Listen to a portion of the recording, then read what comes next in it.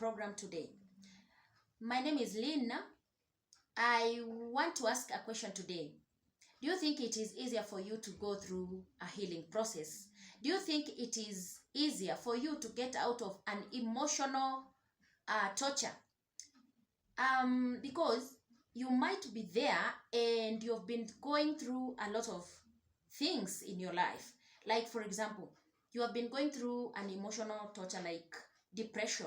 You have been going through a lot of rejection. You have seen rejection in your life. You have gone through, you have gone through an heartbreak. Something did not work somewhere. You have gone through separation with your loved ones. You have gone through a divorce, heartbroken. You're just going through a traumatic experience. Yeah.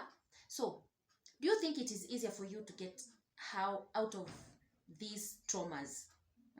And how are you going to go about it? How are you going to get out of these traumas? How are you going to align yourself so that you can be able, or it is easier for you to get out of these traumas?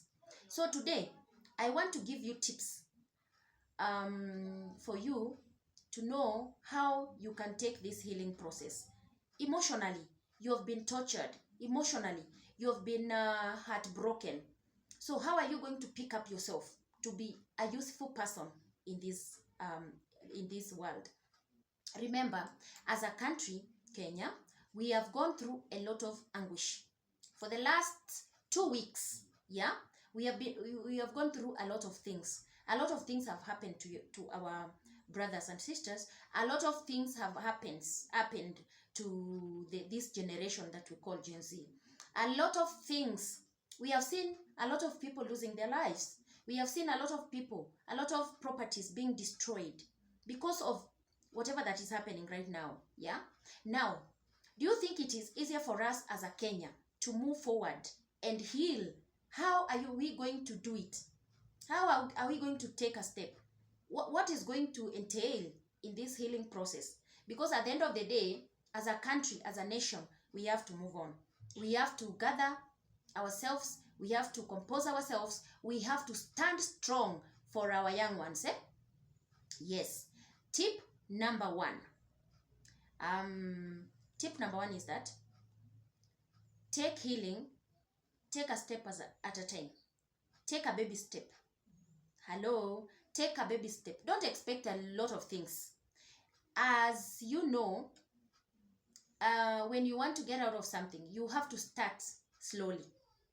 Because healing is a process and it has to be nurtured. It is something that you are looking forward to.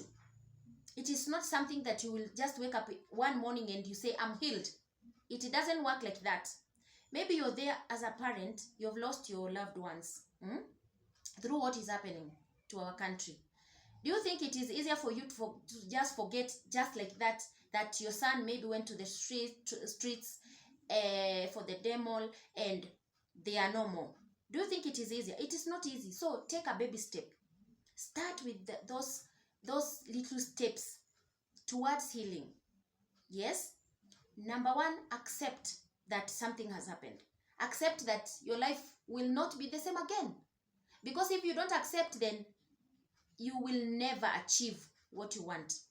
If you don't accept, you will never forget. You will never forgive. Okay? So start with accepting that a problem has happened. I have lost my loved ones. I am going through depression. I am going through a lot of rejection. I am going through a lot of anguish in the place that I'm working in. Because I know, as much as we can pretend, there is so much that is happening to us, around us. There is so much that could be happening. Maybe you're a married person and things are not working between the two of you, between the two couples. So, are you going just to sit there and not try to heal? You are supposed to heal for you to move forward, for you to achieve any other expectations that you need to achieve in life. So baby step is number one. Number two, remember that you don't have to heal 100%. And this is where we get lost along the way. Because you want to sleep today and wake up in the morning healed. It doesn't work like that. I've told you, healing is a process. It is something that you're toiling and moiling towards it. It is something that you're working on each and every day. It is not something that is going to happen from nowhere that you're now healed. It isn't. Assuming you went through a torture, you went through an abuse, you were sexually abused, you were raped, for example. You have been going through a GBV, gender-based violence at home. You have been going through a lot of fights with your spouse, with your children, you know. It is not something that will happen in 1 hour. I can't promise that. But what I know is that if you really work hard towards it, you are going to achieve that. You are going to be healed totally at the end of the day, but not at the start. Number 3, be patient and persistent. Many people are just there. Yes, you know that you want to heal, but what are you doing in regard to that? Are you struggling? Are you working hard towards it? Or you're just seated there and waiting for, I don't know, what will happen to you? So you need to push it. You need to be patient. Yeah? Remember, it's not something that is so good. Whatever you're going through, it's not something that is so good. It's not something that is so easy. So the same way, you have to be patient for the process. At the end of the day, I've told you, you will arrive. You will reach where you want to reach. Yeah? You will have a total healing at the end of the day. So don't lose hope. If you're there and you've been struggling to get healed, even the diseases that you have in your body, the emotional torture that you have gone through, it doesn't matter what circumstances that are in line with your health or in line with your body. Just try your best, be patient and be persistent. It's not something that you wake up today, you want to heal. Tomorrow, you don't want to heal again. You heal. Some of the things you do for you to heal, you're doing your careers, you're working hard, you're doing your hobbies, you're doing everything that is required of you. But tomorrow, you are not feeling like doing anything again. It's not something, it is persistent. It is something that you have to follow up for you to get total healing. And number 4, set a realistic goals or expectations. Remember, many people set a lot of expectations. This year, I want to heal. This year, I want to get out of that marriage. This year, I want to, from the rejection that I've faced, I want to be this and that. I want to do this and that. I want to believe God. I want to start this and that. We are anticipating for a lot that we cannot carry. Remember, you're setting goals that are two-way huge. Yes, of course, you should set your goals higher, but you shouldn't set big goals that you cannot handle, because they will demolish you. They will demote you. You will feel so sad when you're not able to, to achieve those goals. So it's better you set very little goals that are achievable, because you will push yourself towards them and you will handle them. But once you set a huge expectation, this year I want my son to do this and that, this year I want this, the list is just endless. It will not take you anywhere. Number 5, view setbacks as part of the healing process.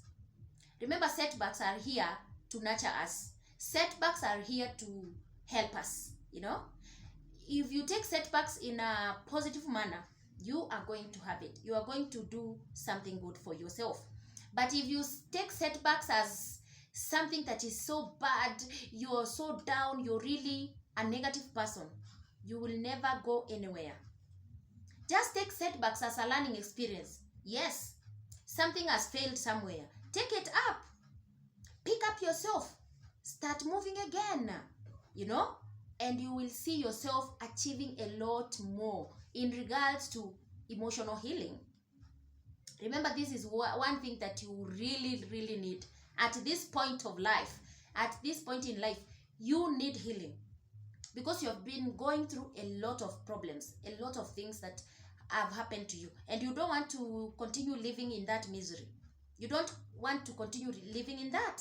You want to get out. You want to move on. You want to compose yourself. You want to pick up your life and move on. Yes, you have gone through rejection. Yes, You have gone through a divorce. Yeah. So what? Do you want to stay there?